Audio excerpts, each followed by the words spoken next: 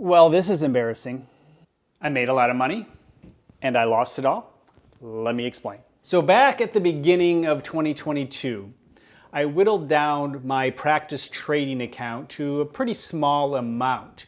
I've been using this trade account to test SPY tomorrow and making sure it works correctly before I release it again to the public. And so I had a basic amount of money in there and I decided I'm going to start trading it using SPY because if I'm going to show people that you can make money with it, I need to prove it myself. And guess what? Over the time of, say, the end of January through the end of March, I made 1,000%. Then over the next few months through May and June, which were tough months, I broke even, which is not bad during that time. If you were trading at all during June, you know it was a tough time to trade. And then through June to August, I was making about 25% a month using the SPY T trading method. And then in August, that's when things went bad. Yeah, it went really bad. And let me explain what happened and also explain to you what I did wrong in this process, so hopefully you won't do the same thing. I'll also share the right things I did. So it was the night before a big Fed meeting. I think they're in Wyoming. You may remember this. And SPY tomorrow showed a lot of pressure at the end of the trading day going up. A lot of people anticipated that he would start to loosen and there would be some good information that, would give the market the boost that it needed at the time. And so there was that pressure and it said up. And so, I was a little skeptical. I knew a Fed can go a little wonky, but hey, I'm going to do a standard SPY T trade and buy 2 calls and 1 put.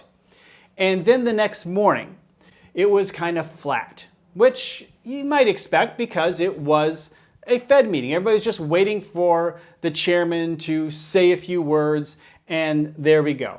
Well, it started up a little high, so technically SPY tomorrow was correct, and then it went down a little bit, and we waited for a half hour.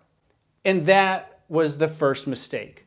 I shouldn't have waited. I should have just gotten out of the trade and set up a new trade for the Fed meeting. But I waited because I figured, hey, if it's a good meeting, if it's a good press conference, well then, hey, we could really rock it up and make a lot of money. Greed will get you every time.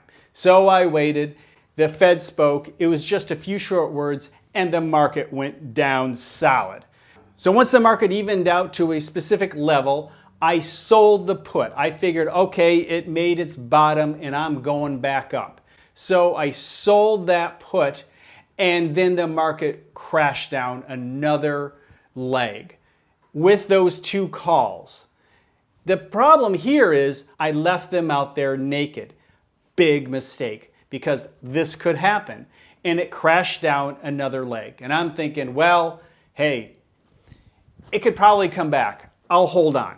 I should have placed a stop or another put for protection. And of course, you know what happened. It kept going down. And so I started to buy more calls because, well, they were so cheap now. I didn't have to spend a lot of money to double the number of calls I had, hoping there would be a little bit of a pop, and that pop would get me out of this trade with a lot less of a loss. Unfortunately, that did not happen, and it continued to go down.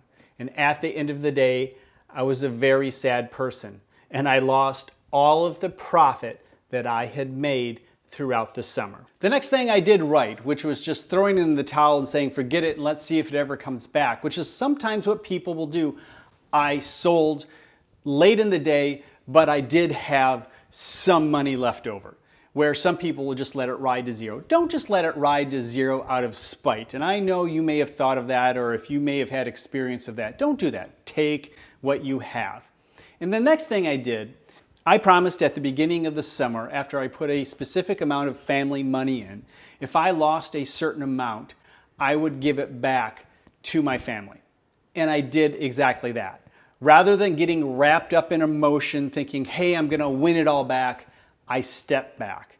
I got out and I waited and cooled off for a few days. I left a little bit of money in there so I could continue to trade a few days later once I cooled off, but not with the same amount of money that I had in there. This got me thinking that the SPY T trade could be a little complicated at times. And so I began experimenting and developing the SPY T B trade, which is one I often recommend. It really just depends on the market, the timing of which one to use, the SPY T A or the SPY T B.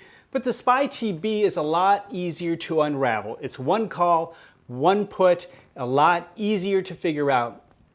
I'll have more videos on how to do that one properly and to protect yourself so you don't do what I did by allowing your options to crash. Hey, let me know if you've had a similar experience in the comments below.